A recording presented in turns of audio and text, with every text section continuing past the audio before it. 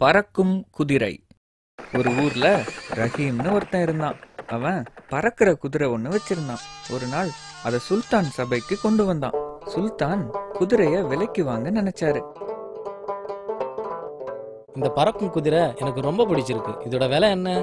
பணம் எதுவும் வேண்டாம் மகாராஜா, எனக்கு இளவரசியை கல்யாணம் செஞ்சு கொடுத்தா போதும்.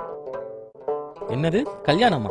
சரி, அதுக்கு முன்னால இந்த குதிரை எப்படி பறக்குதுன்னு பார்க்க என் மகன் எடுத்துட்டு போவான். இளவரசன் குதிரையில ஏறி பறந்து போனான். ஆனா குதிரை திரும்பவே இல்ல. சுல்தானுக்கு ரொம்ப கோபம் வந்துருச்சு. ரஹீம் ஏமாத்திட்டான்னு நினைச்சு அவனை சிறையில போட்டுட்டாரு.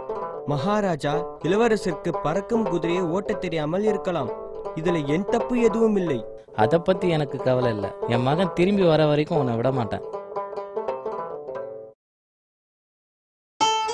கொஞ்ச நாள் கழிச்சு இளவரசன் குதிரையோட திரும்பி வந்தான்.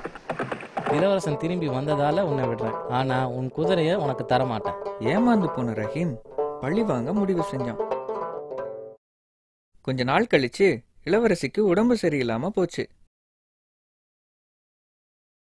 அப்போ சுல்தான் ஒரு அறிவிப்பு செஞ்சாரு. உடம்பு சரியில்லாத என் பொண்ணை குணப்படுத்தினா நல்ல பரிசு தருவேன்.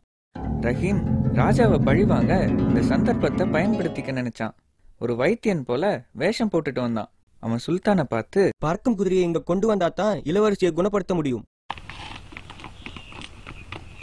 குதிரை பக்கத்துல வந்த உடனே ரஹீம் மாயம் பண்ணி இளவரசிய குணப்படுத்திட்டான். கண்ணிமைக்கிற நேரத்துல இளவரசிய குதிரையில ஏத்திக்கிட்டு பறந்து போயிட்டான். ரஹீம் புத்திசாலித்தனமா தன் குதிரையையும் எடுத்துக்கிட்டான். இளவரசியும் அவனுக்கு கிடைச்சிட்டா.